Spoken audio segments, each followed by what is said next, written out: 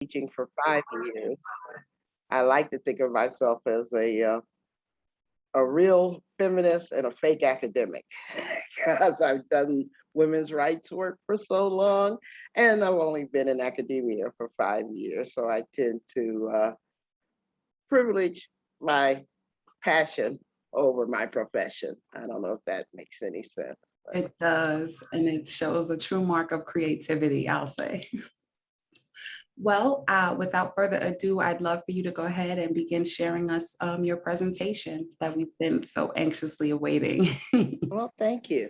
And I do have one small question, and that how long do you want me to speak for so that I can leave time for Q&A? I would say let's get through your entire presentation, no matter how long that takes. Hopefully, Really? yes. Okay. You want the full Yes, we thing do. this time. We want the Okay. whole experience, no limitations. We're here for it, and we wanna maximize on this time that we have you for. Okay, then. Well, here I've got a PowerPoint to share. So why don't I start sharing the screen? Hopefully you can see that. Yes, we can see. Okay. Let's make sure that I know how to use a Zoom screen. This looks good. As you can tell from my introduction, I am a feminist and my moniker is Dread Feminism. Oops. And unfortunately, I have to ignore this phone call from my nephew. My moniker is Dread Feminism because for some reason, no one ever thought about dreading the women's symbol. I decided to do that as my own brand. I should also add that I am teaching an extended version of what I'm getting ready to give the lecture on starting September 7th. And you can go to my website, lorettajross.com, and sign up for online classes. There's 6 of them in a row at $5 a class. So I try to make it eminently accessible and affordable. And that starts on September 7th. So let me start the PowerPoint. This is the information on the class, and we also have solidarity circles or breakout groups for people who want to practice the theory of calling in. I mean, what do you do, for example, if you've learned patterns of avoiding conflicts? How do you overcome those patterns? Or what do you do if you're used to blaming and shaming people instead of calling them in? These are the things that I cover in my online classes. But I want to start with a quote from someone that I greatly admire, Grace Lee Boggs. Unfortunately, she's no longer with us. And I'm trying to get this off my screen. Thank you. And she basically says that you can't change any society unless you take responsibility for it, unless you see yourself as belonging to it and responsible for changing it. And I like to pepper my presentations with quotes from people that we can learn from because I believe we all need to take responsibility for the society that we're in. I think we all recognize this photograph for what it represents. When we had insurrectionists, January 6, 2021, try to overturn a democratic election, something that we never thought that we would see again in the United States. Obviously, this happened at the state level in the 1800s when Black people were elected to the state legislature in South Carolina. But many of us thought we were beyond that time. And one of the things I want to point out about this insurrection was that unlike the protests of the Black Lives Matter movement, for example, who were protesting people getting killed by the police and vigilantes and things like that, these white protesters, predominantly white protesters, weren't marching like the people are marching in Washington, D.C. today to protect their voting rights. They were marching not because white votes, I mean, they were protesting not because white votes weren't counted, but because Black votes were. And that's where we are as a country. And so I started the whole concept of calling in the calling out culture because I'm part of the human rights movement. It's not enough to define what you're fighting against, you have to define what you're fighting for. And as a feminist, I'm obviously part of the women's rights wing of the human rights movement, but because I'm disabled, I'm part of the disability rights wing of the human rights movement. And I care about racial justice, so I'm part of the civil rights wing of the human rights movement. So I give you this diagram, even though I don't have enough arrows to put all the movements on it, to show that we need to learn how we are sectors of the same movement. And we have to do our work in a way that doesn't create contradictions for each other in the movement. In other words, you can't do women's rights work in a homophobic or transphobic way. You can't do civil rights work in a way that respects human rights if you're going to be xenophobic and have hatred towards immigrants and refugees and on and on and on. And so if we learn to see ourselves as part of the global human rights movement that Dr. Martin Luther King actually demanded that we do in 1968, we would see that we have to do the work in a way that respects the human rights of everybody. And the beauty of the human rights framework is that everyone has the same human rights, but it's our intersectional identity that expose or reveal our vulnerabilities that say what we need in order to have our human rights protected. So for example, every child has a human right to an education, but a blind child might need her books in Braille. She doesn't have special rights. She has special needs that have to be attended to so that she could enjoy the same human right to an education that a sighted child can enjoy. And that's the way you use the concept of intersectionality, a way of exposing what vulnerabilities you are subjected to so that they can be attended to so that you end up with the same equality of opportunity and rights as people without those vulnerabilities. A lot of people mistakenly think of intersectionality as just being a statement of identities when it's not. It's actually a statement of vulnerabilities. So I talk about the calling in continuum, and I'm going to only talk about three of the phases today. I think we're mostly familiar with calling out, where we publicly shame people for things that we think they've done wrong, that we think they should be doing better. There's calling on, which is an intermediate step where you require or request people to do better, even if you're not willing to invest in their growth by either calling them out or calling them in. And of course, there's calling in, which is what I want to talk about mostly today, which is demanding accountability from people, but instead of using blame and shame and humiliation as your strategy, you're going to use love, respect, and grace. And so calling in is really understanding that you are committed to the complexities of human development, that the people that you may have disagreements with are as complicated as you are. And they're going to have their good sides, their bad sides, their strengths and their weaknesses, just like you do. And it really requires to look at how we can achieve accountability with a clear analysis of power and the way we can commit violence and harm to each other and what's at stake when we are preoccupied with fighting each other over minor issues when major things are going on. For example, I find it pretty problematic for people to spend a whole lot of time doing language policing, trying to make sure everybody uses the exact politically correct word for something, when in fact we're up against something pretty dangerous, which is the rise of authoritarianism and fascism in this country. And so I don't care if someone doesn't know the latest uh, in word for naming something, but where their heart is and whether or not they're going to fight with us for human rights against white supremacy.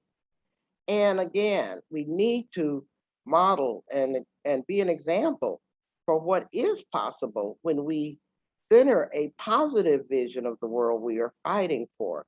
One of my favorite sayings is that fighting hate should be fun. it's being a hater that really sucks. And so we need to make sure that we are experiencing joy and fulfillment in doing human rights work, because if we're not having fun, we're doing something wrong. So let's get into a few definitions. Obviously, calling out is publicly shaming people for something that they think that you think that they've done wrong. You want them to change their behaviors, their speech, or their thoughts. Calling in is at the other end of the continuum. You can either publicly or privately develop the skills to have difficult dialogues with other people, but you're going to do so while respecting their human rights and differences. Calling on is neither calling out or calling in. It's that intermediate step where you are not investing in a person, but you're requesting that people do better without, you're taking the time and saying, I don't have time for this, but I am calling on you to rethink your words, to rethink what you just said about a group of people, those kinds of things. And of course, the extreme form of calling out is canceling, where you demand people lose their jobs, their platforms, or their lives for things that you think are wrong. Privilege is something that is debated hotly in our society, but it really is simply said to be advantages that you're not responsible for having, but you're also not accountable for them. The privilege of having US citizenship, for example, you didn't determine whether you were going to be born in the United States, but being born in the United States with US citizenship confers privileges that people who don't have citizenship don't enjoy. And then most of the time in the call out culture, I see us weaponizing our privilege, where we use our knowledge, our identity, or our status to dominate other people without being held accountable for that. I created the term victimized violator to talk about the simultaneity of our existence, because everyone is capable of violating somebody's human rights and having our human rights violated at the same time. Think of a battered wife who beats her child. Obviously, she is a human rights victim, but she's also capable of committing a human rights violation. Or a victim of racism who is transphobic, or those kinds of things. A woman fighting against misogyny or patriarchy or misogynoir, who also can be transphobic, or someone who's trans who can be misogynist, on and on and on. A lot of people criticize performance activism, but I tend to be a bit more gentle, because even though a lot of people really want more definitive actions that prove people are working against injustice and stuff, I'm actually okay with symbolic actions. Even if I wish people could do more or would do more, the one thing that a symbolic action proves to me that makes me okay with it is at least that person putting up that Black Lives Matter banner, or putting up the rainbow flag. They've signaled to me at least they're not on the other side.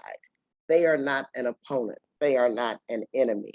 And I haven't done any kind of homework or research to find out if that's the limit of what they can do. I don't know their circumstances.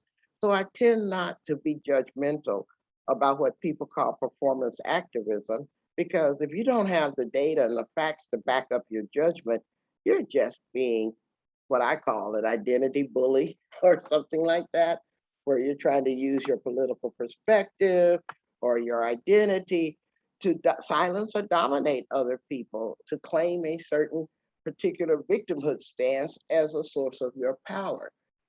Victims, by definition, are not empowered people. Survivors are empowered people, but not victims. And so anyone who's walking around like a fight, always looking for a place to happen, generally is going to get their wish fulfilled.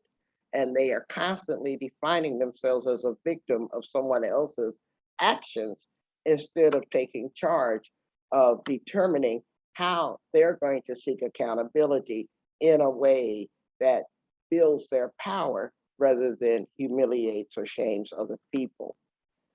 Another set of terms that I'd like you to look at is directionality. Punching up is a term that we use when you are holding people who are powerful accountable. And generally, people can use their political status, their economic power, their celebrity status. And these are people who are mostly called out by the human rights movement because they're not reachable in any other way. They've been given opportunities to change, but they've chosen not to do so. Punching down is the opposite of that, where you're taking advantage of your power, status, or knowledge. And then you want to harm people who have less power, status, and knowledge than you have, and you can't be held accountable for that. And we should all be resistant and avoid punching down to people. Punching sideways is what I'm generally talking about when I talk about the damage that the call out culture is doing to the human rights movement, because that's taking pot shots at people who are relatively at the same status as we are, even if there's differences of identity and class and gender and race and all of that, you still are on the same team. And when you're punching sideways, you're weakening the team. And by the way, it's revealing more than you think about your own personality problems. So there's a lot of things that encourage us to call out culture. A lot of people mistakenly think that that's the right way to do social justice work, that you should be constantly criticizing other people's social justice practices. But notably, the people who most often do that are not often very critical of their own practices. So they probably think they're doing everything right and everybody else that they're criticizing is doing it wrong. And this requires weaponizing the knowledge that they have against other people. Like if someone uses the word, that's a lame thing to say, and then you use your knowledge of the disability rights movement to jump down their throat for using a term that you think is ableist or outdated, while not offering them a chance to grow, just like someone else offered you a chance to grow, because there was a time you didn't know the definition of the word ableism yourself. And then we often think that we should be able to dismiss people or banish people because they're not woke enough, because they don't have the same political perspective as us. Uh, we're not in a woke competition. We're in a movement to end oppression. And people sometimes mistake the human rights movement as their personal therapy space, that that's where they're going to find happiness and not be hurt and not be made to feel unsafe, which really is a mistake and impression of what the purpose of the human rights movement is.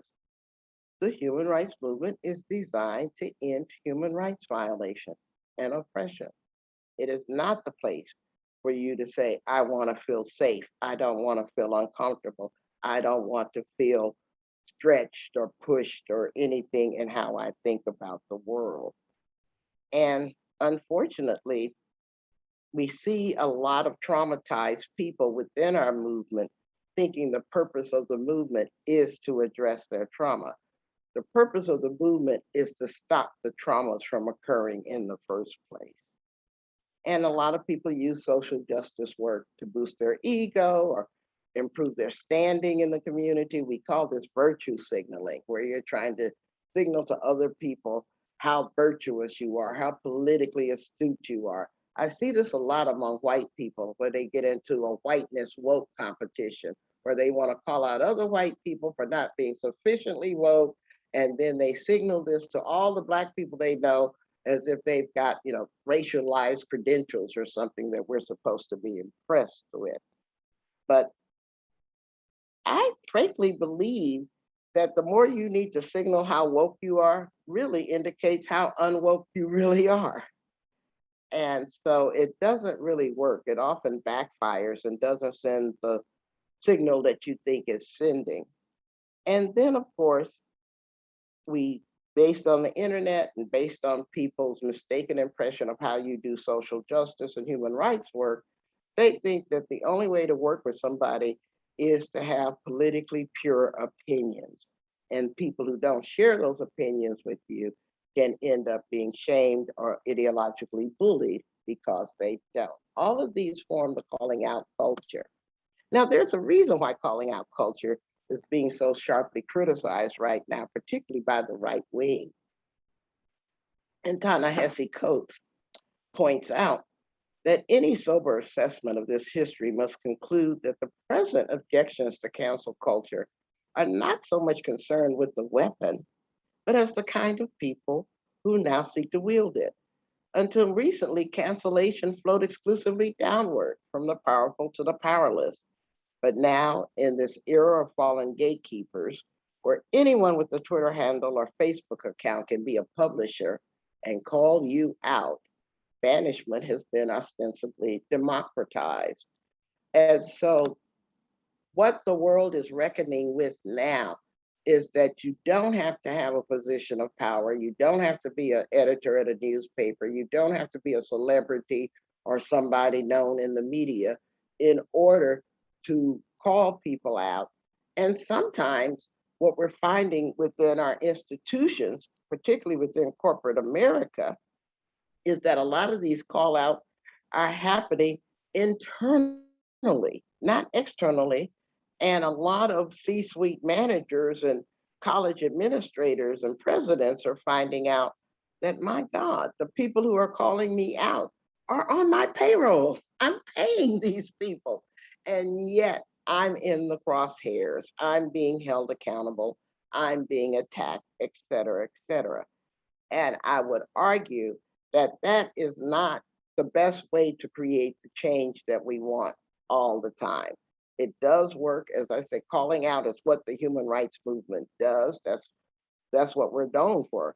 Calling out governments, calling out individuals, calling out dictators, calling out institutions. But at the same time, it should not be the only strategy in your toolkit. But there are appropriate uses of call outs when you're facing a power disparity, when people are inaccessible to you. And sometimes by calling attention to a harm, you can avoid increasing harm that someone is experiencing, particularly if someone has you tried to help somebody grow privately and instead they double down and they increase the harm that they're doing, then maybe a call out is the right way to go. It also builds community by finding people who are also experiencing those kinds of harms. And you can spread information quite rapidly with the call out, faster than you can spread the truth, as a matter of fact. And you can identify those hidden structures or privileges that are baked into a white supremacist society that no one's accountable for and nobody is particularly invested in deconstructing unless they are at the victim end of those privileges or structures. And lifting the voices of those who historically have been silenced is an excellent way of using the call out culture. But again, it has to be done with research, with respect, with love in order to achieve the results that we want. And obviously, call outs are a form of releasing pent up outrage and anger. Anger is not going to protect us, as Audre Lorde has said. And fear of anger is not going to protect us, to be more specific. And so calling out is like releasing the steam in a boiling tea kettle. And there are times, though limited, when public shaming works. At this point, I like to talk about the difference between blame versus responsibility, because a lot of people in our movement are paralyzed by self blame and guilt. And as I said, they bring these feelings to our social justice human rights spaces, thinking that that's where these feelings are going to be addressed.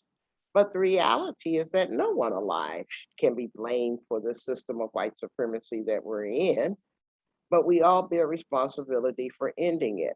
The analogy I use is borrowed from Isabel Wilkerson's book, Caste, where she talks about the proud homeowner who just bought an older house just to find out that the foundation of that house is shaky, is faulty, and the plumbing is really bad.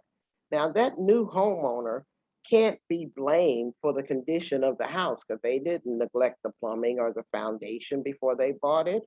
But now that they're going to enjoy the privileges of owning that house, they bear responsibility for fixing the plumbing or the foundation. And that's where we are in the United States. We are not to be blamed for the system that we're in, but we all bear responsibility for ending this system of white supremacy.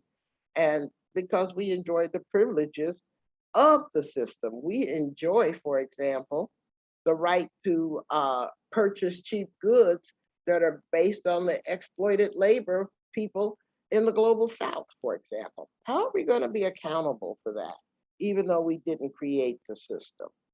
And blame is, of course, an unhealthy response where responsibility is a healthy one. Now, on the right wing, they're talking a lot about the cancel culture. At the 2020 Republican National Convention, they said cancel culture was their top priority, which they use as a blanket defense to deflect all criticisms of their policies or their behaviors, but they have no hesitation in canceling people that they don't agree with, even people within their own party.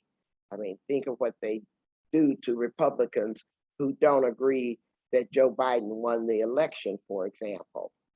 And they really are demonizing the concept of political correctness or wokeness as a new witch hunt, that there's a new McCarthyism. And by the way, these people have no sense of irony. And that the free speech by conservatives and Trump supporters is constantly under attack, even if they're basically using their free speech right to promote obvious lies and distortions, like claiming that Trump won the election or that wearing a mask against the coronavirus is not a public health measure. They also accuse our academic institutions of being opposed to academic freedom, and that students at our colleges and universities are coddled snowflakes who are simply too insensitive when they are using their human right to speak up against injustice and change what's going on within these systems of disempowerment that comprise many of our academic spaces. And they really do believe that we're just intolerant of their ideas. No, we're intolerant of people whose ideas are based on lies, basically. But they don't want to be called liars. They just want to be called people who have differences of opinion. As many people have said, you're entitled to your own opinion, but you're not entitled to your own facts. You know, you have to admit that gravity works, that science works, that people have human rights and things like that. And one of the things that they use to deflect away from being held accountable for what they do is to say that the historical power imbalances based on white supremacy, citizenship, Native American genocide, homophobia, transphobia, you know the list, right? Shouldn't matter because everybody should have the right to say what they want. Yes, who says what does matter in our society? And so when you've got the former president of the United States casting doubt on the mechanics of democracy or attacking the media or attacking college education or people's human rights, it does matter that that comes out of the mouth of the president. They also believe that they should get a free pass on making sexist, racist, or homophobic, transphobic, or xenophobic comments. And then they try to say, oh, I was just joking. No, you weren't. You were revealing. And we are not thin-skinned leftists who can't call them out and call attention to how they abuse what are the privileges of our society, like free speech. The other thing that Tucker Carlson and the like try to promote is that white heterosexual men are the principal victims of the call-out culture, but all conservatives are vulnerable. But they really have come up with this white male grievance narrative that animates people electorally, animates people within the white supremacist movement like the Proud Boys or the Three Percenters or the KKK, to believe that they have to, quote, make America great again by taking their country back again. Remember those people at the Capitol on January 6th weren't protesting the counting of white votes. They were protesting the counting of Black votes, for example, because they believe that Christianity, Western civilization, and traditional values are under attack.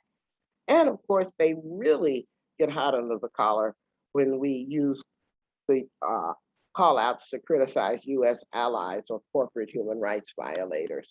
Now, there is a perspective on the left too.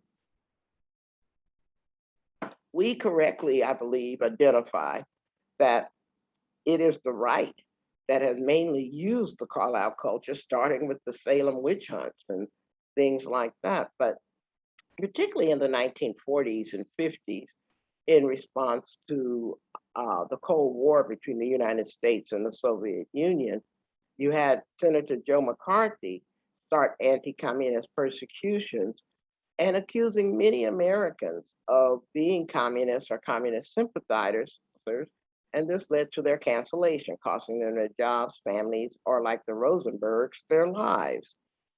But the left really got on to criticizing the call out cancel culture when, starting in the 1960s, we saw a wave of university professors get fired or silenced. And I want to point out that Angela Davis was fired from UCLA in 1970 for, quote, being a communist or a communist sympathizer.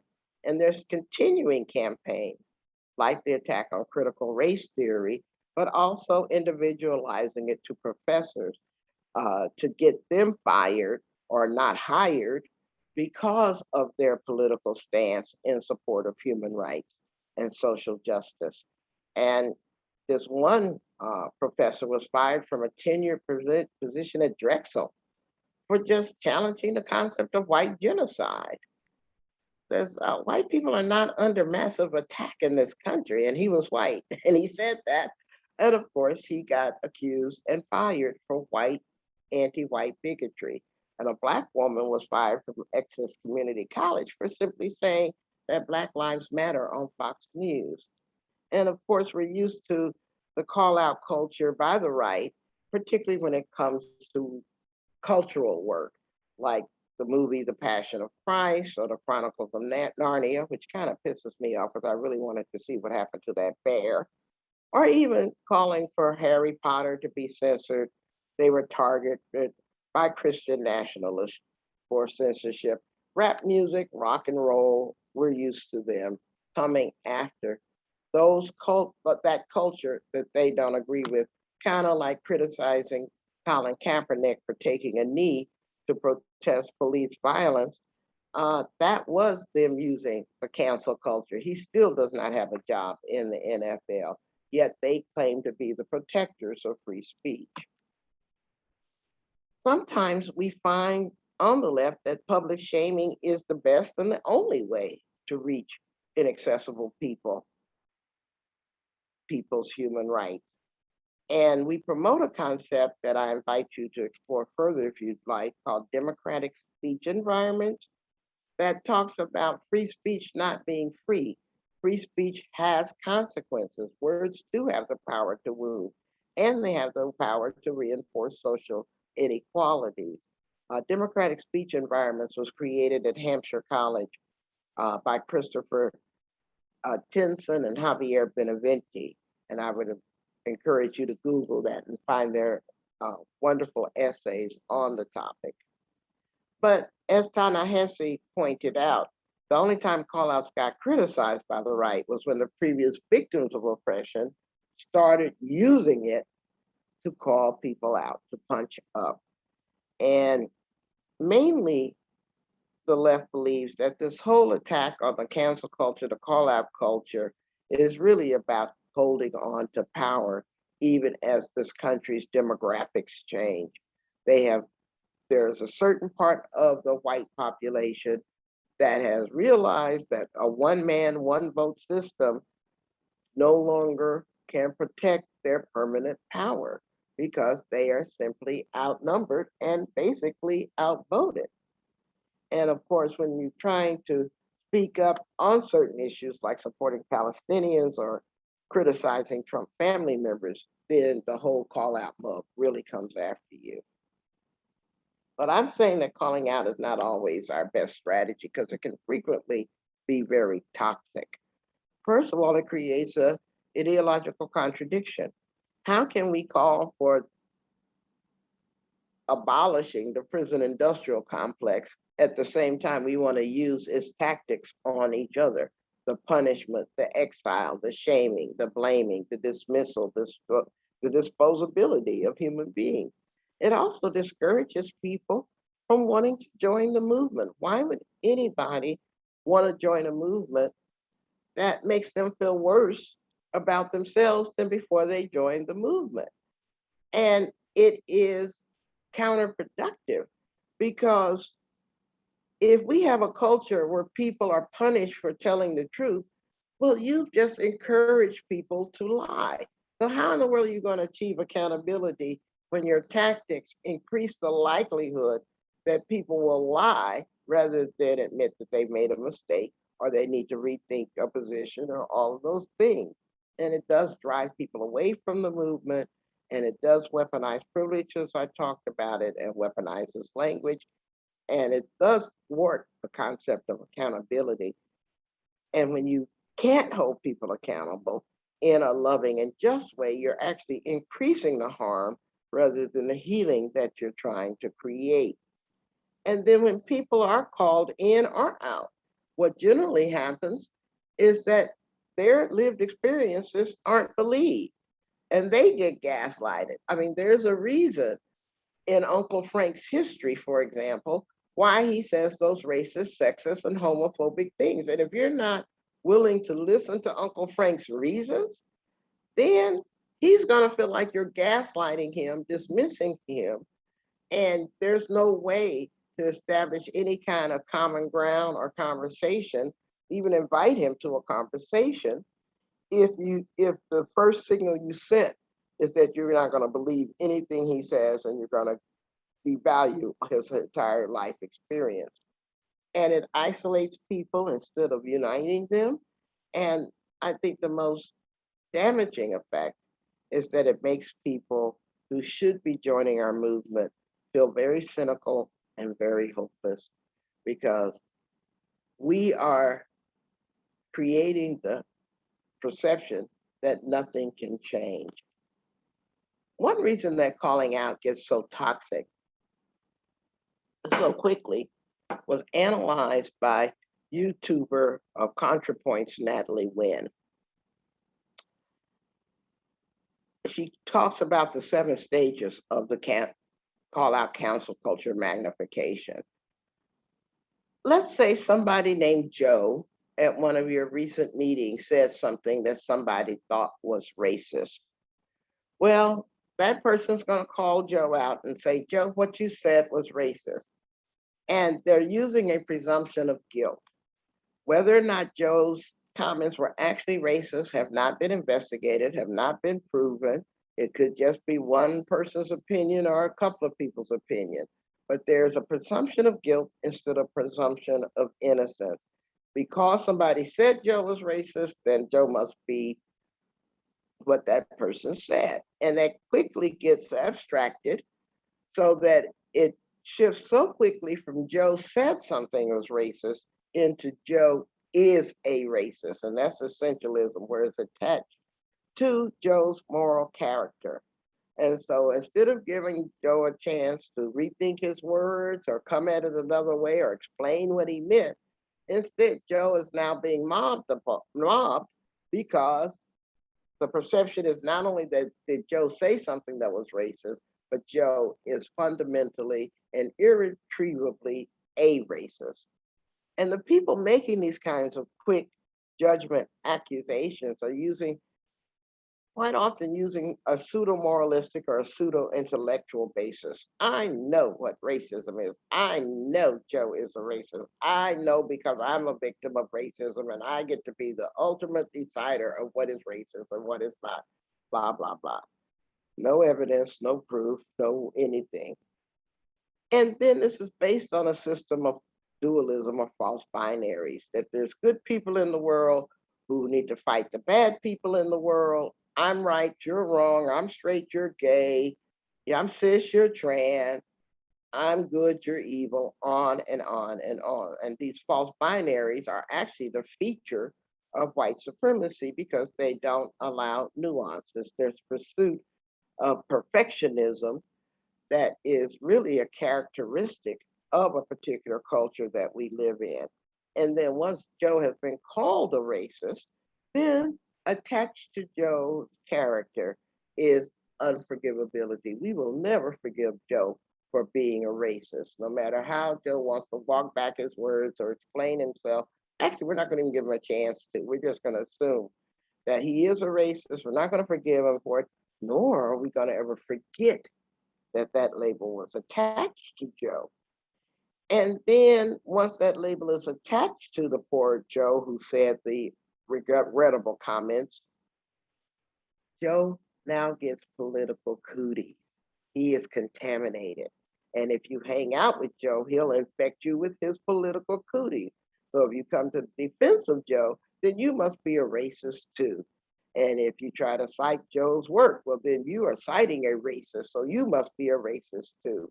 And that's what leads a lot of people into shunning people for whom call outs have occurred for fear of being contaminated or becoming the next victim of the call out themselves. I spoke about toxic perfectionism, and I don't have time to go over it all, but this is something that people who have studied white supremacy culture for a while have talked about, and it's characterized by alienating people with this myth of political purity or political correctness. There's only one way to do something, there's only one way to think about something. And it also involves the savior complex, where you want to take away somebody else's pain by being, quote, their advocate, not addressing your own complicity in causing that pain, mind you, and not understanding that your role, if you care about the people you call yourself saving, is to help them find their own voices and speak to their own perspectives and not speaking for them. And it's part of that woke competition that I mentioned before. And it creates a whole lot of fear, this perfectionist culture that's so toxic because people are afraid that if they speak up for saying the wrong thing, that they'll be the next victims of the call out culture, thrown under the bus. And as I said, being very judgmental about other people's activism without being self-critical. And it shuts down the ability to listen to people with other viewpoints. Now, what you do about it, I think that people should stop indulging in toxic online communities where you only hear viewpoints that you agree with, and then this benchmark is set so high for political correctness that everybody fails but the person who set the benchmark. And there's a real question of why are you sabotaging your own happiness with this indulgence and unrestrained anger, often against strangers. You don't even know these people, and yet you're spending a whole lot of your time and investment in calling them out. And you really need to ask yourself, how does it benefit me to make the world crueler than it actually needs to be? I mean, without any effort on our part, the world can do some awful things to people. And I ask people, why would you want to participate in that? And at the same time, we have some very damaged systems like our electoral political system. And yet we think we're going to find perfect candidates. And I keep asking people, wait a moment, you should be deciding who you're voting for or supporting based on their politics, not based on whether they qualify as the right mate for you. I mean, you're holding politicians to standards that no politicians will ever get to because politicians, by definition, engage in a very dirty business. And we have a tendency to give breaks to our friends, but not to others. So we can accept somebody being a little off in our opinion if we have, quote, a relationship with them. But if they're a stranger or somebody we don't want to give the benefit of the doubt to, then we feel that we have the right to impose our toxic perfectionism on them. I am going to stop for a minute because I've been talking a long time and I've got a dense presentation, and I want to see if we could do like maybe 5 minutes of Q&A, and then I'll go back to the presentation and then provide another break time for Q&A. But it can be helpful to start entertaining some questions. So I'm going to invite people to put some questions in the Q&A, and perhaps even, since this is a webinar format, I don't think there's a way for them to speak up except using the raise hand or the Q&A portion. But there may be stuff I've already said that somebody wants me to explain more. Do have a couple questions already in the Q&A. However, before we get to that portion, I actually would like for one of our plungers from the Rose Hill campus, Mariana Beltran Hernandez, to be able to come up and say something. Are we ready over there at Rose Hill?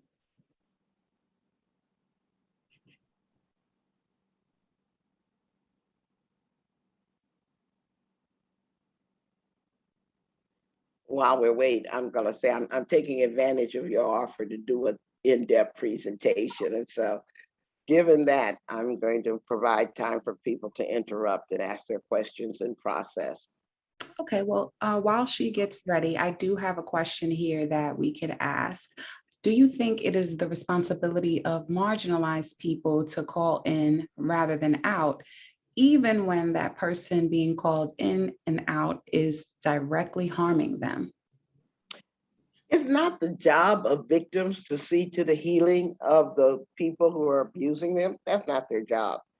It is the job of the person being harmed to see to their own healing. That's the number one thing. So I'm not even sure why you would be calling them out if you're not seeing to your own healing. Because the chances of your calling out is not going to help you heal, by the way, particularly if that person has power over you. As a matter of fact, it's going to increase the harm that you directly experience. And so, as a strategy, it's extremely questionable. I would say, because it's not going to get you the results that you want. It's not going to aid in your healing. And you're not going to necessarily decrease the likelihood that someone else won't be harmed by that same person. So it's a questionable strategy altogether. But I do want to make very clear that it is not the obligation of a victim to prioritize the healing of their abuser, the redemption of the person who's causing them harm. I would recommend that you have a strategy for prioritizing yourself and your healing, and figuring out a strategy to minimize the impact of this person on your life, on your well-being and stuff like that, while letting karma or whatever judgment they will face take care of them for you, while you take care of yourself. Absolutely. Do you feel that calling out and canceling on social media has any real impact, positive or negative? I find that it doesn't have the good impact we wish it did. I mean, when we call out and cancel celebrities, they still make money. Rich people still are rich. White people still can practice white supremacy politics. And so, what have you actually changed in that kind of way is a question that should always be asked. But I also think that calling out, by definition, forgets the humanity of the person being called out, the same way the person you're saying forgot your humanity. And so this gladiatorial tit for tat process for achieving justice is a failed strategy, because you're violating the same human rights that you want protected. It's a master's tools kind of thing. It won't deconstruct the master's house, as Audrey, I guess I'm quoting Audrey a lot today, says. And so it can feel ephemerally nice, like you're empowered when you call somebody out and stuff like that. But it's not a real solution for the things you're calling out. And it's certainly not the best strategy to get people to change. Now, there is, like I say, a role, there's appropriate uses of call out. I found that calling out corporations can create change in corporate behavior, at least in their public facing behaviors. But what we found out, for example, I mean, corporate America invested $50 billion in Black Lives Matter and ain't changed their internal hiring practices. So, I mean, was that the outcome we wanted? I don't think so. I don't think so. And so we have to be strategic, and we certainly have to be smarter than the people who profit from oppression. Okay, I think they are queued up and ready to go with their message. So we're going to allow Mariana Beltran Hernandez to go ahead if she's ready to go. Hi. The microphone's working. Okay. Okay, perfect. Well, first of all, we want to say thank you so much for being here and speaking with us today. We really appreciate it a lot because a lot of these themes are things that funders have already started talking about this week, like on their own. So it's great to have that connection now. And we have a lot of questions, but there's a couple questions and the students are going to come up and read out. So can Alex Watkins, who can you come up really quick so you can read this question out?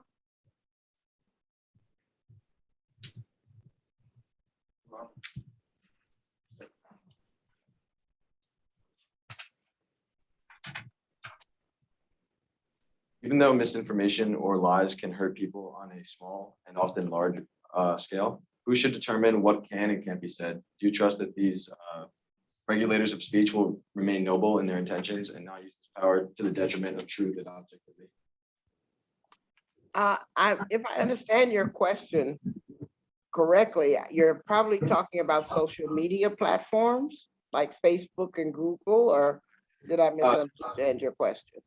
I would say so, yeah. Yeah, see, the problem that we have with their economic model is that anger and disinformation makes them rich. Yeah. So under our current capitalist system, how do you persuade people not to pursue profits over their humanity? It's very hard to do. I was lucky enough to be in a briefing a couple of weeks ago with some Facebook executives. And my briefing to them, because they called me and asked me for some advice, and I said, listen, Facebook has a brand where you're supposed to be bringing people together, but because of your tolerance and profiting off of disinformation, you're now becoming the brand of the cancel culture. So is that what you want Facebook to be, the cancel company? And that was a legitimate question I asked them. But one thing I love about young people that I teach in the courses that I at colleges is that those who grew up as the internet information generation, they bring a natural skepticism to everything they see online. They already know that people are catfishing and lying about who they are and stuff like that. So they tend to be very skeptical about what they see online, unlike the boomer generation that I represent, because we were socialized to believe the news, to believe people who had power and authority. Whereas I find young people are a lot more skeptical and a lot more likely to believe the evidence of their own experiences and they tend to surf a whole lot of information before they make up their minds about stuff because of their skepticism. But we are at a fragile moment for our democracy where I used to think that the people who were opposed to human rights were just attacking things like women's rights or gay rights or trans rights or immigrant rights. It turns out that they're attacking the entire Enlightenment, the whole triumph of science over faith. They don't like that. And there are people who profit from that.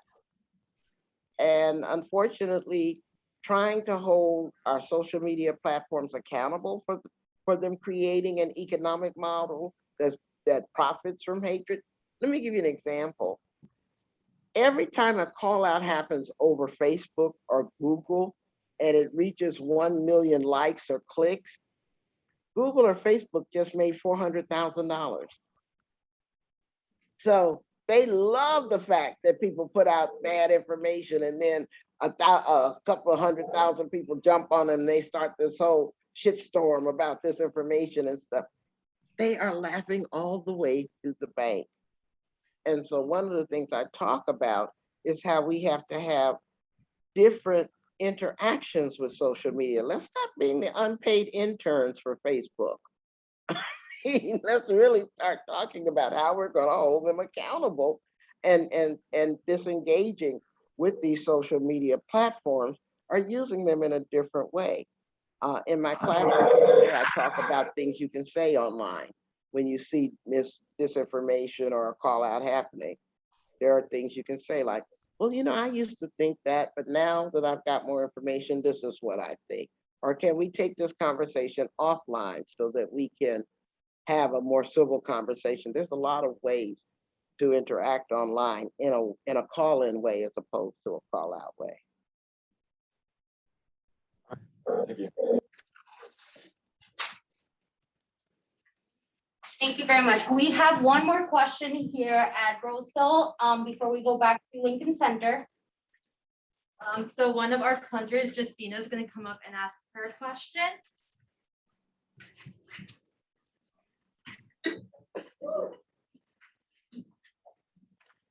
Okay.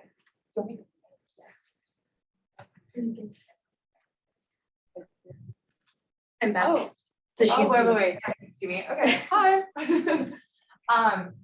Okay, so my question was, what are your thoughts on people who are from a dominant group being outspoken on social justice movements? For example, if cis white man has a popular platform on social justice. Oh, I love it. I love it because when you repurpose your identity in the service of defeating white supremacy, that's the best way to live being white, in my opinion. Because for too long in this country, whiteness has only been used to commit oppression, not to fight it.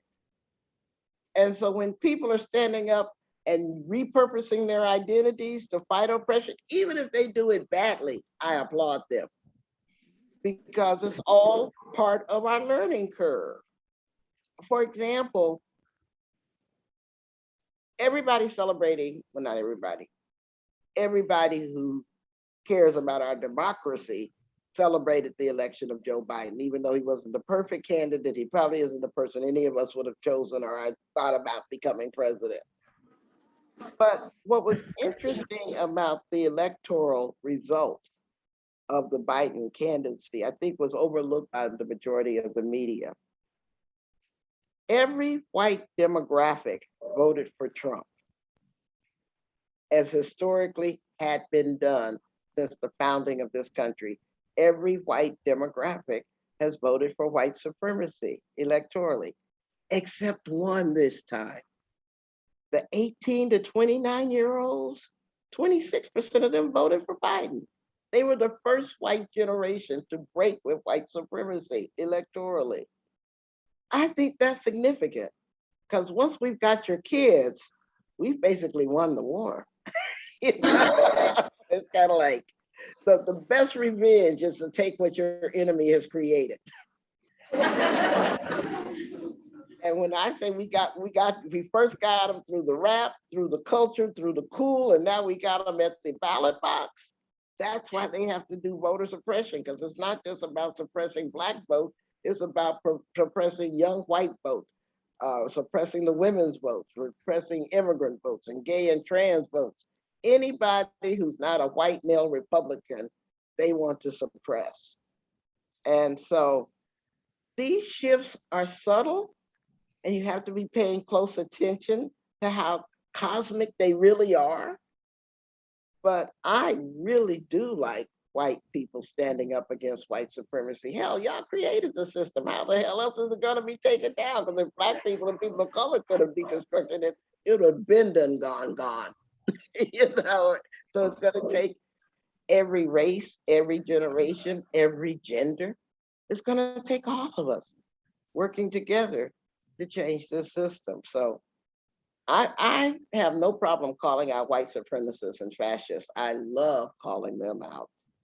But I try to be precise with my anger. I don't want to be a scattergun machine gun, just taking down everybody who could be my allies.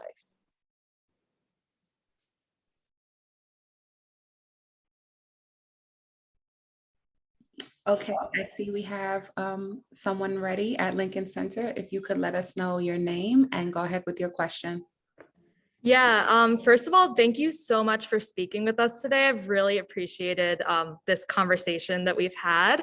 I'm Sarah, and I just wanted to know, you talked a little bit about how every time that we have a conversation on huge social media sites like Facebook or Instagram, calling out something, about capitalism or something like that, it just is a double-edged sword where these companies are making, absurd amount of money. On the other hand, though, like a lot of amazing conversations have been able to happen over social media because of the accessibility that we now have. So what is the best way to facilitate these conversations kind of outside the realm of capitalism in that way? Thank you so much. Well, I'm a radical, so I always have an and strategy. I want to overthrow capitalism and make it work for me at the same damn time. And I know that sounds like a paradox or a contradiction, but I want to meet people's needs at the same time I protect their freedoms. I don't see those two things being in conflict with each other. And so I think there's ways to hold social media platforms accountable, and we need to explore that, but we need to stop monetizing our outrage for them. And so it's an and that we need. I love the fact that we can democratize information and bypass the gatekeepers, as Ta-Nehisi Coates calls them, of information, who filters, who gets to speak, whose knowledge is valued, those kinds of things. I love the fact that we can bypass them. But at the same time, like any other tool, it can be used for good or bad. I mean, fire is wonderful for cooking things and terrible for destroying things. So you can, water is great. You need it for life and you can drown in it. Social media is like that. You can use it for good, but it also can be misused. And we have to stop being victims of the algorithms and take charge of how we engage with social media, the same way we have to take charge of how we had to learn to engage with the telephone when that technology was new. Or, learn to engage with learning how to drive when that technology was new. It's not the technology that's the problem. Technology always changes, but human emotions don't change rapidly enough to keep up with that technology. And it's those hearts and minds we have to work on. It's not the technology that's the problem. Thank you. And I see we have one more question at Lincoln Center. I just want to make it known that that will be the last question before we jump right back into the presentation. Hi, my name is Mega, and I just as Sarah said, I wanted to thank you so much for coming here today and giving us a presentation. It's very helpful, and we sincerely appreciate it. So my question is like two parts. So when you begin engaging in humanitarian work, what is your advice to people who are very interested and want to see that as their future? And in terms of committing to separate issues, how do you find a balance between like intersectionality and focusing on certain issues that are more pertinent, not only to you, but to the things you choose to focus on, if that makes sense? Those are perfectly clear questions. Thank you for them. First of all, I love the fact that the humanitarian impulse exists amongst us as humanity, where we're socialized into wanting to help people. And actually, we also get punished for wanting to help people. Like the person who stands up to a bully in school is the one gets picked on instead of the person who's doing the bullying, that kind of thing. But humanitarian impulses are just that. I kind of use the parable of the fish to explain myself. It is a wonderful thing to give people fish when they're hungry. It's even better when you teach them how to fish so that they become self-sufficient. But as a human rights activist, we go a step further. We want to know why there ain't no damn fish in the river, who polluted it, and who's responsible. Because we want to go to the cause of that person being hungry. Why are they hungry in the first place? And so all of those wonderful impulses exist along a continuum. First, you want to help people, then you want to teach them how to help themselves, but mostly you want to know why they need help in the first place. That gets to your second question, intersectionality and balance. It is impossible to work on every issue at the same time effectively.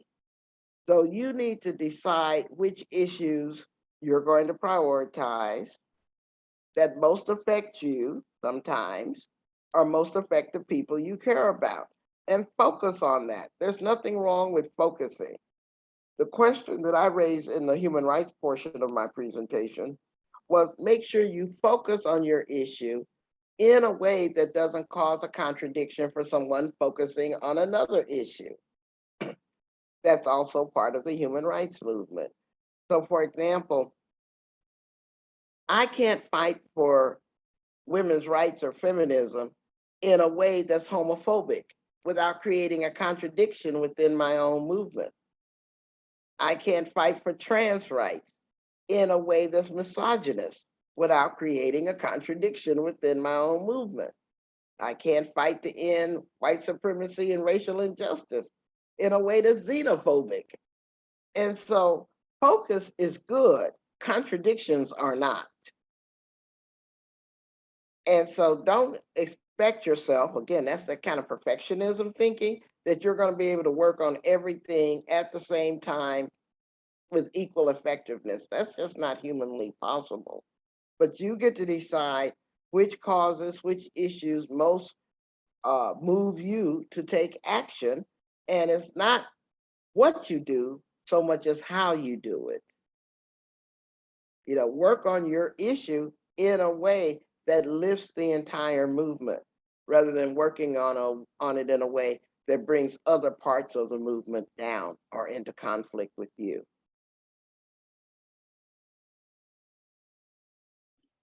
Thank you for that. Okay, let me go back to the deck.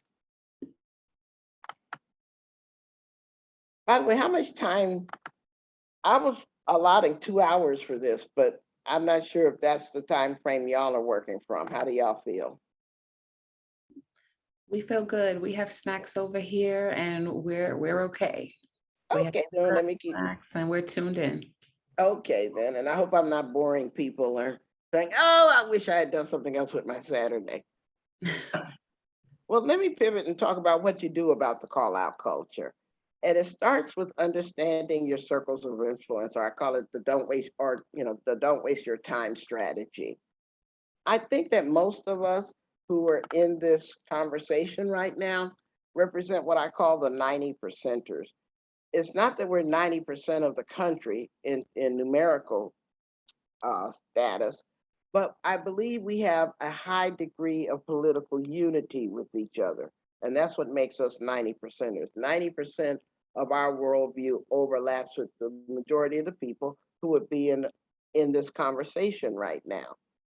And we even have our own buzzwords to describe the things that we believe in and the things that we oppose. Now, we'll talk about neoliberal capitalism or white supremacy or racism or heteropatriarchy, all those lovely academic words that we talk intelligibly to each other, yet don't necessarily translate well to people who aren't in that 90% bubble with us. Now, our problem as 90 percenters is that we spend entirely too much time, wasted time, in my opinion, trying to turn 90 percenters into 100 percenters, as if we all have to be 100% ideologically aligned in order to work together. And so back to that earlier question, a 90 percenter trying to turn us into 100 percenter would say, well, I care about the environment. And if you don't care about climate change, there's no reason for you to work on racism because the planet is doomed anyway. Or I care about immigrant rights. And if you don't care about immigrant rights, then you're misusing your American privileges and blah, blah, blah, and blah, blah, blah. That is such a naive, underdeveloped understanding of how we do human rights work. And again, it's tied back to that slide I had on toxic perfectionism, that chase for political purity of opinion. That is such an ineffective strategy as well. We can be 90%ers with each other, and I can work on women's rights, and I'm going to work in alliance with people who work on climate change, and I'm going to work in alliance with people who work on economic justice and peace and preventing more wars like Afghanistan, and on and on and on.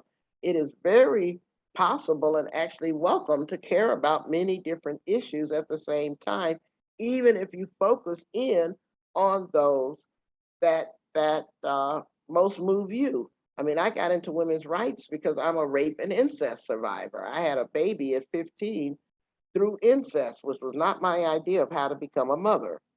And so, of course, I was drawn to women's rights as my first stage of empowerment to try to explain the messed up stuff that happened to me, even within my own family.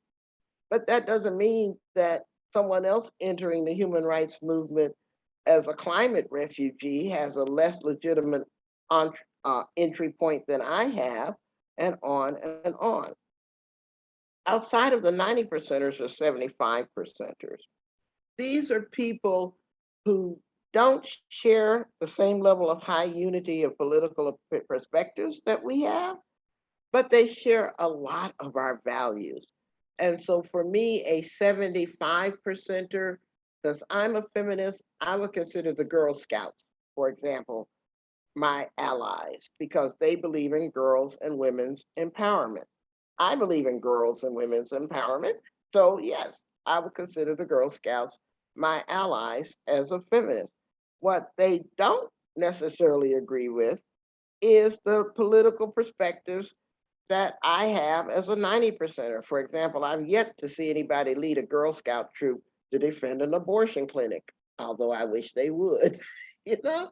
But I'm not going to call them out because they don't, because they share enough of my worldview and my values for them to be my allies. Problematic allies, but allies nonetheless. All of us can figure out who are our 75%ers, who are our 90%ers, et cetera. Outside of the 75%ers or the 50%ers, these are people like my conservative parents. My father was a Jamaican immigrant who believed in holding 3 and 4 jobs so that his wife could not, did not have to work. My mother was a domestic worker before she married my father. But anyway, my mother was a Southern evangelical Christian woman who believed that birth control was a Bible held between my knees, basically. And so there wasn't a whole lot of political overlap between my parents and me. My father went into the Army as an immigrant, became hyper patriotic, spent a career in the Army, 26 years, and then came out joining the National Rifle Association, for example. And mom, as I said, gave money to faith healers in whatever religious proselytizing organization that she was attracted to. But my parents are 50%ers because they could go either to the left or to the right, depending on who is influencing them. And so what I do with people like my parents is put aside their words when they start talking about, Black people are lazy and they need to have 3 jobs like I did, that kind of thing. Put aside their words and go to the values that they speak that are underneath those words. Because I know my parents believe in hard work. My parents believe in service to the community.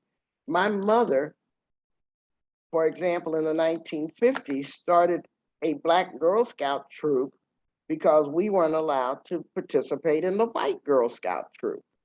And every weekend, we had to cook food to serve homeless people as part of earning our merit badges, because she had this whole new system of doing merit badges. Anyway, when I was trying to build a bridge between my mother's evangelical Christian service perspective and my human rights perspective, I reminded her of how she taught us to feed the homeless as part of earning our badges. And I said, Mom, you feed the hungry. As a human rights activist, I ask why they're hungry in the first place. Can't you see I'm living your values in a different way? We can have those conversations with those 50%ers in our lives, particularly if we have knowledge of them, if they're in our families, if they're in relationship with us, if they're our neighbors and those kinds of things. If we develop the discipline internally to not always react to the words that they use, because they're going to use words that we as 90%ers do not like. But underneath those words are values that we can dig into and create resonance, create a synchronicity between their values and what they do with them, and our values and what we do with them. And so we can increase the likelihood that they will move to the left instead of the right if we show them respect, if we take their pain very seriously, as I'll be talking about in a minute, and if we show where there's overlap in our worldviews. Now, outside of the 50%ers or the 25%ers, these are the people with whom we don't share enough worldview to get any purchase for having a common conversation. In my world, people who don't believe in wearing masks, for example, as a public health measure, and because they care about infecting their families, their neighbors, their churches and stuff, I'm not sure if I have the capacity to have an effective conversation with them. Matter of fact, I don't even want to be around them for fear of catching COVID kind of thing. And so I'm not saying that you can't have conversations with them. I'm saying it takes a lot of skill and training. Because if you think you need to go underneath the words for a 50%er, you got to go deep under the words for a 25%er and start talking about things like service and patriotism and honor and words that we aren't necessarily very conversant with as 90%ers, because we kind of see those values as old fashioned, and they tend to see those values as kind of primary kind of thing. And so with skills, you can learn to talk to 25%ers. I've deprogrammed members of hate movement in the Ku Klux Klan and the neo-Nazi movement, but it's a skill set you have to learn. You just don't automatically have it just because they're related to you or they're in your community. And outside of the 25%ers are the 0%ers. These are people who are proud to be part of the white supremacist movement, the card-carrying members of the Proud Boys, or I should say the rifle-carrying members of the Proud Boys, or the 3%ers, or the militias, or the Klan, or what have you. They are dedicated to white supremacy, and in a whole lot you're gonna be able to say to them that can change their minds, unless you're talking about supporting their ideology, because they do not want to talk to people who have differences of opinion with them, and they don't even consider the people who have differences of opinion with them as sharing humanity with them. And so you have to have a totally different strategy for them. Our problem is that we're not being strategic. We're not using our 90% ideas and power and relationships to affect the 75%ers. And it's the 75%ers that are going to affect the 50s, and the 50s who affect the 25. And there's a slim possibility that the 25s can affect the zeros if we become strategic. But instead, the ideas have all marched in the wrong direction, because the 0%ers have figured out a way to talk to the 25s, and the 25s have figured out a way to pull the 50%ers to the right, and on and on and on. And so our calling out culture is costing us the strategic opportunity to build power, at least to the 50% level, so that we can overwhelm the 25 and the zeros and not have their ideas march from the margins of society into the mainstream of public policy, like the idea that immigrant children should be kept in cages on borders and stuff like that, because they're not human enough to be treated like any other child should be treated in a sane society. So if you're going to work from the 90% to the 50% circle of influence, you first of all have to stop overstating the harm that their divergence of opinion is creating. It is possible for people to have differences of opinion, and even within that, you can say, okay, well, mom, maybe you believe that prayer is the answer to teen pregnancy, and I believe that birth control is the answer to teen pregnancy. But maybe we can agree that having teenagers deal with unwanted pregnancies is a bad idea, kind of thing. So let's not overstate the harm. And we also have to take their suffering seriously so we understand that they have a reason, a life story for why they believe what they believe, and you have to respect that as much as you respect your own. And when you go underneath their words, your best, most useful phrase is going to be, tell me more. Very few people resist the invitation to tell you more about what's going on in their lives and what's going on in their heads. Just with that phrase, you are inviting people to a conversation, not a debate, because you're not trying to convince them to step out of that 50% circle to become a 90%er.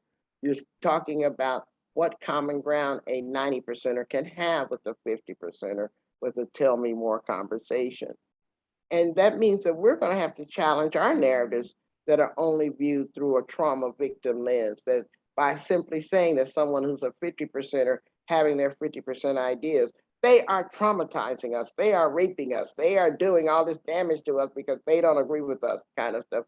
We've got to get over ourselves and stop seeing other people's right to have opinions as an existential threat to us. Now, there are people whose opinions are threats to us, like I said, the zeros and the 25s, but most 50%ers are not.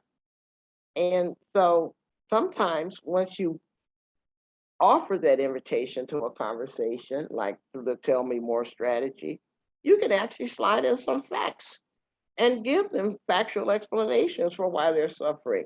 So if you can say that the reason Johnny can't read isn't because Black people are going to school, but because of the defunding of the entire school system and the privatization of thereof, you can actually have those conversations.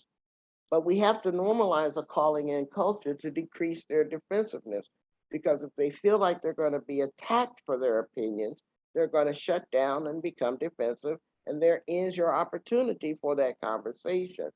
Nor are you representing the movement well, because you're not showing people how much fun it is to be in the human rights movement, how much joy, how much fulfillment you're getting out of becoming your best self in the movement. And I like using examples from my lived experiences that resonate with their lived experiences. So for example, even though I'm very pro-peace and anti-military industrial complex, because I was raised in the military with my father's lifelong service, I can talk military jargon with the best of them. I was once invited to speak to my dad's American Legion Club, and I talked about the privatization of healthcare for veterans in the language that they recognized, that resonated with them. I totally avoided all of my 90% language, but I had them eating out of my hand when I talked about Uncle Sam reneging on the deal and the promise that he made to veterans, for example. And that means I had to avoid name calling or calling out tactics by weaponizing my knowledge or saying, well, I think anybody who went into the military was an economic sucker, kind of thing.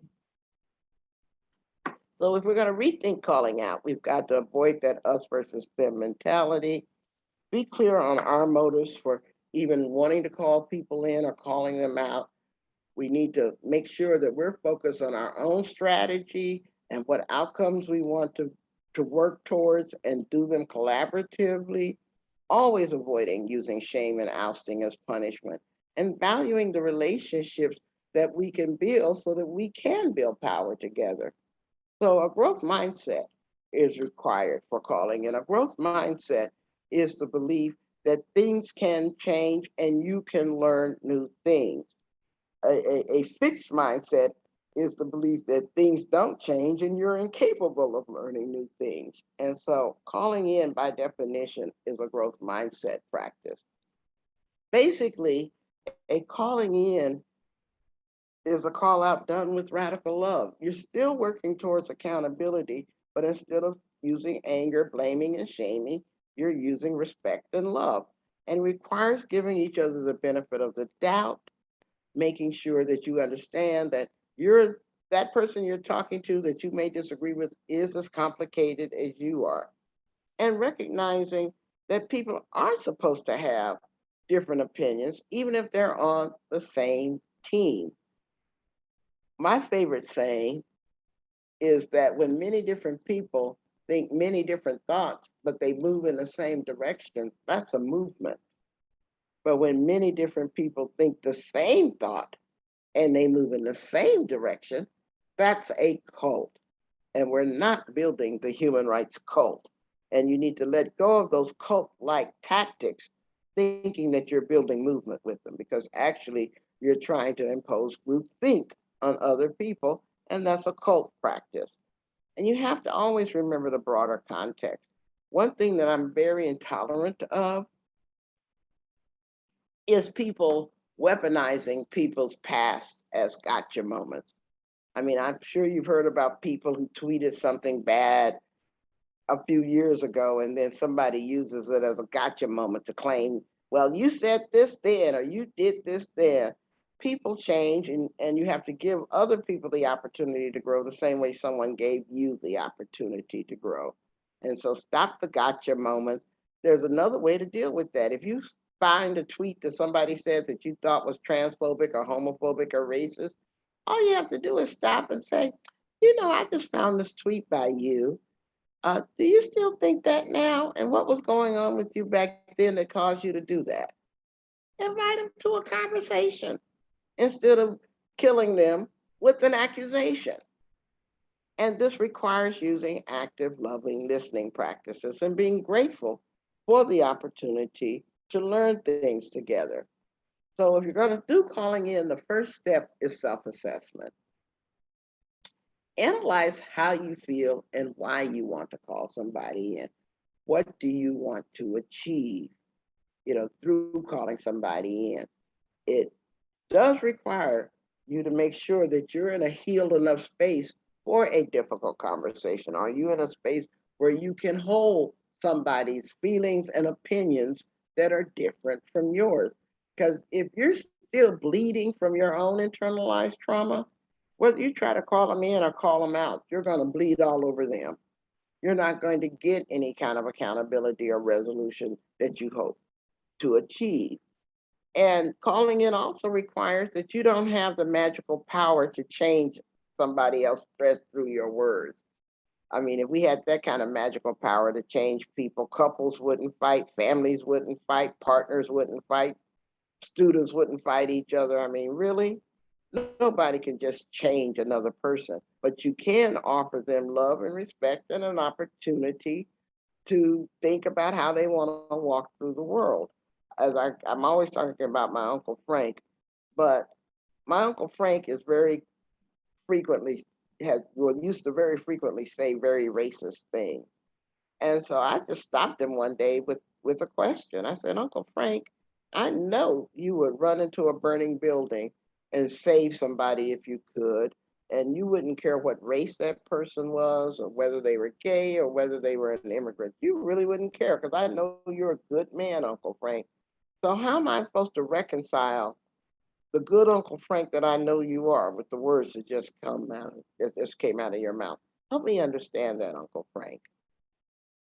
You're offering love and respect to your Uncle Frank and asking Uncle Frank to define how he wants to be seen, not only by the world, but by his niece standing in front of him. This is the way that you offer people an opportunity to rethink who they want to be in the world through love and respect instead of calling them out. Because I easily could have done the usual and called Uncle Frank a racist bigot and then, blown up their family reunion or something. And you can still disagree with people because listening to other people doesn't signal that you have to agree with them.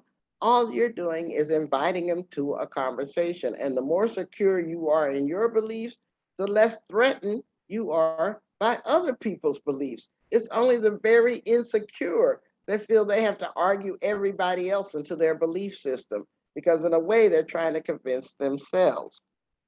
I also find that if we have not learned to practice kindness towards ourselves and forgive ourselves for our previous mistakes, then chances are we're not predisposed to forgive others for their mistakes. For example, when you were a child and you made a mistake, if the people who raised you punished you, shamed you, humiliated you for your mistakes, then you're going to think it's normal to punish, humiliate, and shame others when they make mistakes. But if you made that same mistake and you were offered forgiveness, if you were offered an opportunity to learn from that mistake, and if you were shown how to do better in the future, then you're going to be predisposed to offer that same kind of grace and forgiveness to others. So the question for you right now that I hope you ask yourself is, what patterns am I acting on? And how old are these patterns in my life? Did I grow up under a pattern where people got punished for making mistakes? So I think that's the pattern I'm supposed to be living now? Or did I grow up on a different system where people learned from their mistakes and were offered opportunities to grow? And even if you grew up under the punishment pattern, you still get to decide right now whether you want to live out that script for your own life. But it starts by forgiving yourself for your own mistakes. Because if you can't forgive yourself for your mistakes, you are going to find it very hard to forgive other people. So part of learning calling in practices is asking yourself questions. Who and where do I go for reassurance or to solve problems? Who or where do I go to feel challenged, to encourage growth? You will have different answers for these questions, but these are the kinds of self-assessment questions that you can ask yourself to create a calling in culture within yourself, because the first person you have to call in is yourself before you can call in others. Now, when people are called in or called out, they're going to have the exact same human emotions. They're going to feel defensive, shut down, attacked, getting mobbed, angry. Oh my God, they noticed me and they noticed me for the wrong thing. And then when they try to defend themselves, they're going to feel hurt and unheard, or their perspectives are going to be dismissed as unimportant. They may turn around and go on the offense and start attacking others. But most frequently, people report feeling numb, like a deer caught in headlights. Or they deny the harm took place in the first place, or they'll deflect to another issue. Oh, I know I might have said something that was racist, but I'm gay, so I suffer homophobia too, kind of thing. Or they'll make an ad hominem attack, which is a personal attack. Oh, well, I disagree with you, and you're fat too, kind of thing. And so this becomes part of their counterattack strategy, or they dismiss the calling in or the calling out, or they double down on the harm. Now, people ask me, how do you decide when to call somebody in versus when you're going to call somebody out? And I say it doesn't depend on whether a person made a mistake, because we all make mistakes. But if a person makes a mistake and they're not willing to admit that they made a mistake, and they're not willing to admit that they've harmed people through that mistake, then that increases the likelihood that I'm going to call them out. But if the person made a mistake and they've admitted that they made a mistake, and they not only acknowledge that they've harmed somebody through that mistake, but they want to apologize and learn how to do better, then the chances are I'm going to call them in. So it's not about wanting to only find perfect people who never make mistakes. We all make mistakes. The question is, do they double down on that mistake, or do they want to do better in the future? If you're wanting to do better in the future, I'm going to invest in your growth list like someone invested in mine. But if you want to continue the harm you're doing, then I'm going to have a different strategy for you. A lot of people also create false equivalences, like, oh, well, yes, I said something racist, but so-and-so said something that was homophobic. And so, I think that that's just as much as harmful as what I did, kind of thing. The United States is very glib about saying, well, we can't hold the United States accountable for its human rights violations because China is much worse, kind of false equivalence and stuff. And right now it's very popular within the punditry, the media universe, particularly the corporate media universe, to say, well, the left and the right threaten our democracy. And I'm like, really? We may challenge democracy, but I don't remember any leftists taking a bunch of guns to the Capitol to try to shoot it up or take a noose to the Capitol to try to hang anybody, that kind of thing. As far as I can tell, in the entire history of this country, all the bullets have gone from the right to the left, not the other way around. And so that's the kind of false equivalence we're constantly fighting, even among people who should know better, who call themselves centrists or independents. They come up with these false equivalences. A lot of times people break down into tears when they're called in or out because they feel like even if you've done it with all the love and respect and gentleness you can summon, they still feel attacked and they want to use tears as a defense, uh, or they want to sabotage the whole process and basically metaphorically turn the table over rather than sit there and participate in the conversation. And that's where we really need to ask questions of restorative and transformative justice processes, because I do believe that restorative and transformative processes are part of the answer we need towards creating this calling in culture and stop seeing people as disposable who have made mistakes, who have done harm to each other. But it's always sabotage if the party who's causing the harm doesn't want to participate in the process. And so we need to do some more work on that. And of course, people feel outraged. And if you are called out, time's going to feel like it's slowed down because you're shocked. And even if you say you're hurting, nobody's going to want to believe you because, quote, you've done harm, so you can't be in pain, kind of thing. And sometimes you need to stop and parse out whether the call out was justified or not. Some are, but some aren't. Like that poor Joe who was picked on. He might have said, I like the Washington Redskins, and somebody jumped down his throat for using the word Washington Redskins to talk about his football preferences, when in fact he wasn't even thinking about the name of the team. He was talking about the quality of their sport or something, that kind of stuff. And how and when they occur really does matter. It does provide an opportunity for self-reflection and growth. I find that even when I'm called out, I try to use it as an opportunity to call the other person in. So if somebody says, I said something that was racist or sexist or ableist or transphobic or stuff, I try to say, thank you for giving me that feedback. It shows that I need to do more work on myself, and I need to know what was going on with you that caused you to get triggered by the words that I use. Can we have a conversation about that kind of thing? And you can offer apologies, but you have to be effective with them. Accepting responsibility, offering to remediate the harm, that's what reparations is called, and changing behaviors. And being able to do accurate threat assessments and being honest. It's risky, but it's so much worth it. And you have to remember how it feels before you call somebody else out, if you are called out. And so I'm gonna close with and how you can interrupt a call out. You can center yourself in your love practices so that you can remain calm. You're going to be made uncomfortable because anytime we challenge injustice, you're going to be uncomfortable. Just that's a given. But you can learn to speak up through your discomfort, through your fear of conflict, through the way that you're usually not wanting to speak up. You don't want to get into these kinds of uncomfortable situations. We have a saying in the Black community, my name is Bennett and I ain't in it kind of approach.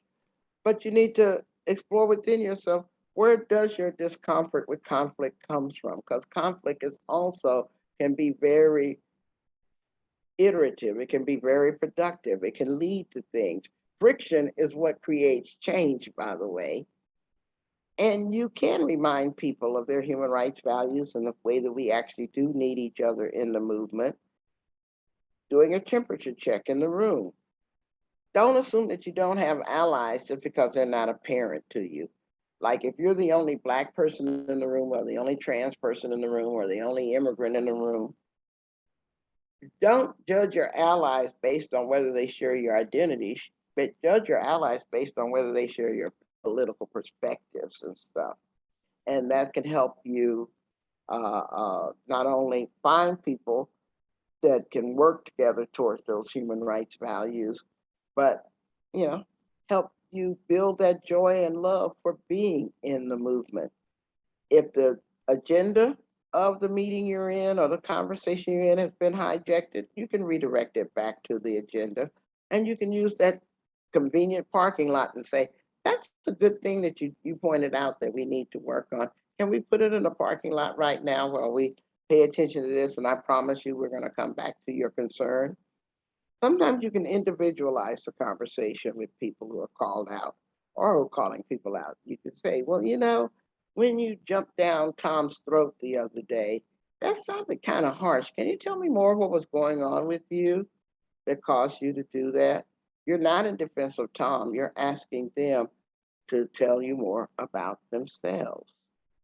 And you can help people identify the problematic behaviors that you want to change. Well, next time you feel that way about Tom, maybe calling him that name in the middle of the meeting is not the best way to go. Can we talk about things that you'd like Tom to do? Or can we talk about these things with Tom that you'd like him to do? And then you can make a plan for future conversations, because this is a process, it's not an event. It's like riding a bicycle. You won't do it well at the beginning, but with practice, practice, practice, you get better at it. So I'm gonna stop sharing and save time for more Q&A, and thank you all for listening to me. Thank you so much. That was extremely informative, and we are extremely grateful. And before we go over to Rose Hill and ask for a couple more questions, I do have a couple more anonymous questions that I'd like to ask first, just two, and then we'll do two more at Rose Hill and two more at Lincoln Center. So do you feel as though any on the left is actually doing anything to combat this destructive call out culture? Oh, I love the fact that it was young people that pointed it out to me, because I'm a boomer. I didn't even know what was going on because I don't do social media that much. I mean, as I famously say, my twat don't tweet. So I didn't even know what was going on, right? And it was my grandson that made me aware of what was going on. And then I asked another young person, what's going on? Why are y'all so mean to each other? And it was this young woman that said, oh, you mean the call out culture? And so she brought it to my attention, and then I started processing that maybe my 50 years of activism could contribute to the conversation, kind of thing. But young people are all over. Young people are all on it. I am so pleased. Like my lead trainer within my organization is a young trans man who created the concept of calling in when they were only 18 years old. Wow. 8 years later, I hired them as my lead trainer because I want to acknowledge that it was out of the mind of an 18-year-old that this whole concept of calling in came from, was articulated that way.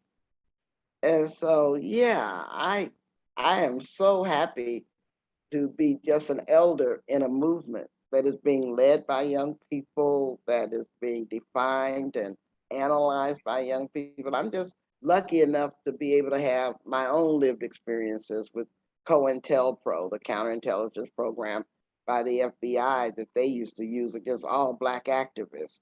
They use calling out and gossip to break up a lot of Black liberation formations. That's the crucible through which I came. So I recognized through my own lived experiences of what the call out culture can do. And in the feminist movement, we used to call it trashing each other, that mean girl behind the back gossip that we used to do with each other. So in writing my book about it, I've I try to tell it through the lens of how I've seen it show up over the past 50 years, but I'm really proud of the way the young people have named it, they're analyzing it, and they're strategizing against it because they are tired of walking around on verbal eggshells.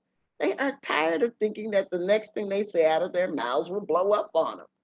They're tired of not even being able to buy a t-shirt in case the band of the t-shirt that's on the t-shirt gets called out next week. I mean, they are living the reality of the damage, the permanent reputational damage that can happen because of the call out culture. So I'm happy to follow their lead. And what sort of strategies do you see as most supportive of calling in culture among our friends and family? Love and respect. Uh, all the really smart political analysts talk about radical love that starts with love of self, self-forgiveness, self-kindness, and really working on that for yourself so that you can offer it to other people. I mean, every advice columnist says that you will never have a successful relationship if you don't have a successful one with yourself first. I mean, and that is so true. And so another way of saying it comes to me from science fiction. One of my issues is that I'm a nerd. I'm a STEM girl. I majored in chemistry and physics. And so I tend to quote science fiction writers when I need some pithy saying. And Lois McMaster Bujold wrote this line in one of her books. She said, "Your reputation is what other people think they know about you, but your integrity is what you know about yourself. Guard your integrity and damn your reputation, because you'll never successfully control what other people think about you, but you can control what you think about yourself." And so I see calling in as that practices that constantly makes me think better about myself because I'm trying to put hope and joy in the world, not anger and hatred. And I always feel worse about myself if I don't call people in. I don't feel, or if I stay silent and just let the unfairness go unmarked. I always feel worse about myself. So calling in is that active practice of learning to love and feel better about yourself. And I got that from young people. Young people wrote the memo on self-care, but too many interpret it as the going to the spa and getting your nails done, not as taking care of your integrity, your honor, and your feelings about yourself. Right. And I like to call those things like getting our nails done and going to the spa. Hey, I got mine done too, but I Right. mean, you More, know, I call that self-soothing rather than, right. But self-care is becoming the best Loretta I can be and not comprise an identity based on how much I own, but how much I am. I love that. Okay, we're gonna head to Rose Hill if you all are ready for your next question.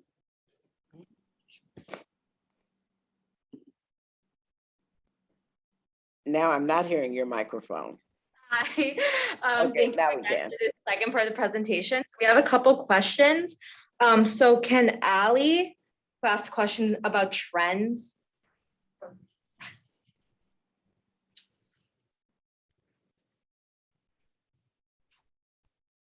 Hi, my question was, why do you think some human rights issues are treated as trends online?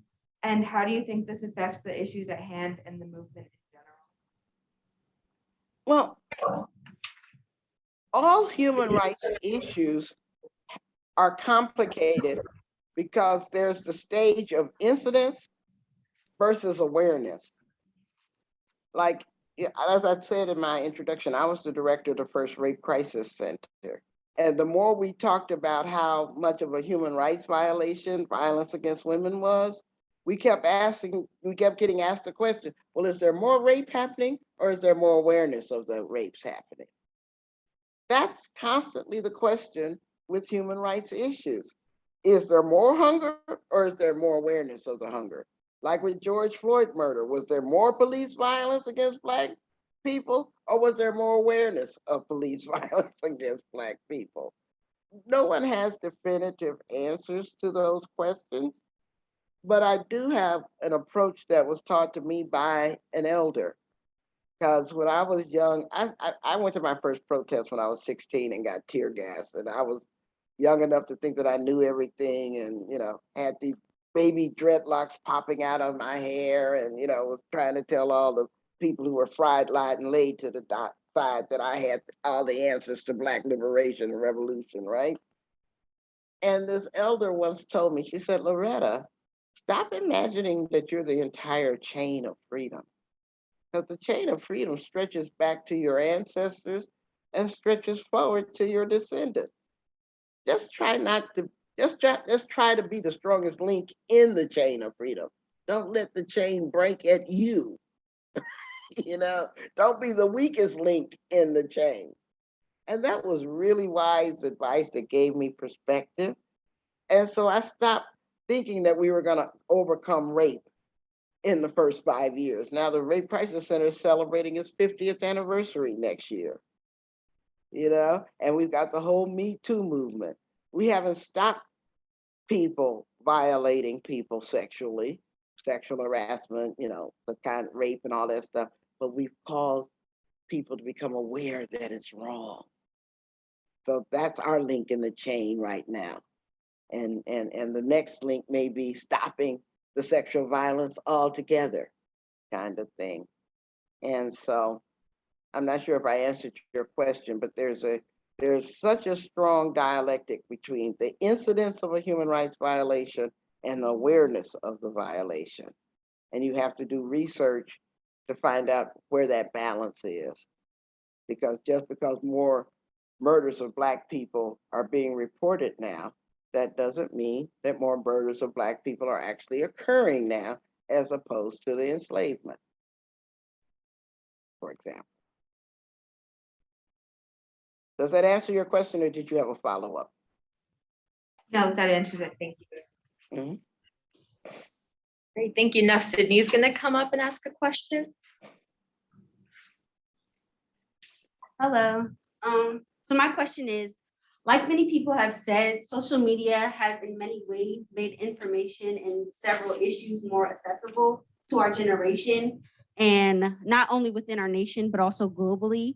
And personally, I can say that I get some of my information that I do see like on these different protests and issues that are occurring through social media. But after hearing you speak and being so educated and you talking about how social media is not something that you do, I want to know like what other avenues you use to obtain your education and your information, and what ways do you promote your activism and stand up for injustices that we do see or hear. So yeah. I think I'm kind of like the information vacuum cleaner. I'm going to suck it up from everybody. So I read the New York Times and the Washington Post in the morning, and then I get on my Facebook page and read that with equal devotion. Now I don't do TikTok or Instagram because, like I said, I'm just not the right generation. So it's not where the information that comes from that matters so much. So I would suggest that what's posted on social media has a higher likelihood of not being true because it hasn't been fact checked. It hasn't gone through any kind of rigorous process and stuff. But I'm not saying don't get your information, because I find that the young people in my life use TikTok like the Encyclopedia Britannica. They go on there to find out how to cook, how to think, how to dance, how to do everything that I thought you could only find out in another way. And so it's not the medium, it's what kind of skills of discernment and assessment do you embrace for yourself so that you can tell what facts work for you? What facts can you agree with, regardless of their source? So I saw somebody on TikTok cook some chicken in cream cheese the other day, and I was like, really? I had enough knowledge to know that looked nasty. Just because it was on TikTok don't mean I'm gonna be cream cheese in my chicken. That kind of thing. And so don't get down on yourself for how you get the news, make sure you just get it from a wide enough set of perspectives so that you're not overly influenced by any one source. I read stuff by the right, I read stuff by the left, I read stuff by people in the center. Like I said, I'm just as likely to get good information from Facebook sometime as I am from the New York Times. So I don't discriminate based on the source and kind of thing. I'm always going to use my own judgment and try to fact check everything. Because I mean, I don't even believe that the sky is blue without fact checking it, because I'm that kind of a skeptic. And that's what I encourage. When I teach my class, the first thing I tell my students is, I want you to not even believe me. I want you to keep that skeptical mind, and I'm going to train you into being a careful fact checker skeptic so that you get to make up your mind about how you want to walk in the world instead of being overly influenced by whoever last talked to you. Thank you so much. I think we got room for one or two more. Okay, so I have a couple of more anonymous, and we have, what has been the most influential part of you creating the idea of calling in versus calling out? What I like about it is the instant gratification people get. I mean, people take my course and they'll come back the next week and say, do you know I had the best conversation with my mother-in-law I've had in 15 years because I stopped pouncing on her words for a change and I asked her to tell me more? You know, the very next week people put it into practice. You know, it's like, this isn't some rocket science that you got to study for 10 years, right? The fact that people find it immediately applicable.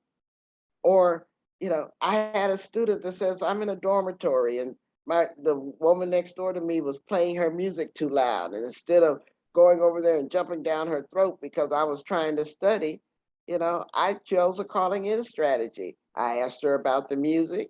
I told her what my needs were and asked her if she had any ideas how she could play her music and I could study at the same time. You know, so I like the fact that people are using it immediately. Right, incredible. I can imagine the results people have because the information is just so rich and applicable. Can you speak a little to the degrees which oppressed can stand up for themselves or put themselves out there to educate others while also practicing self-care, like you just spoke about? Well, for me, it's a matter of strategy. I don't work against white supremacy with white people because I'm drawn to working on white people. I call myself the white girl whisperer. I'm drawn to working on white people around white supremacy because they are vital to my strategy of overcoming white supremacy. So, and it's not easy work and it's not meant for everybody, but I have so much joy and fun in doing that work. And so I don't consider it a burden. I consider it a privilege, a joy to make sure that the people I oppose, the white supremacists, get weakened by my efforts. I like that. I really like that. I'm sorry if that sounds a bit rugged, but that's how I feel. If the more those 50%ers I can get moving my way instead of their way, the stronger my movement is and the weaker theirs is. So I consider it part of what I do in service to my Black community. Definitely. I agree with you 100%. I know that we do have a message from those at Lincoln Center. Are you all ready to go? I could take one more because I don't think they got a chance to ask in the second round. Okay. I can give a few more time for that. Thank you so much. Oh, thank y'all.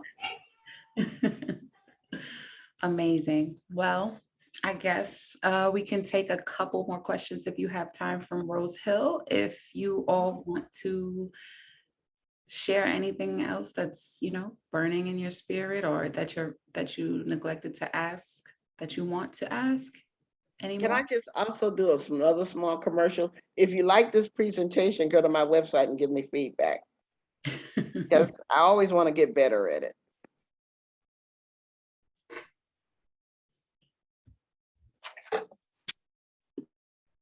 We have no more questions, but I think everyone also wants to say something. I can't turn the camera, so can you guys all just. All right, well, thank y'all for having me come, and y'all have a good rest of your Saturday. Same to you. And again, it has been a pleasure. Thank you for the wealth of information. We will certainly put everything that we've learned today to practice. We appreciate you and we honor you. Thank you so much. Thank y'all. Have a good one. You too.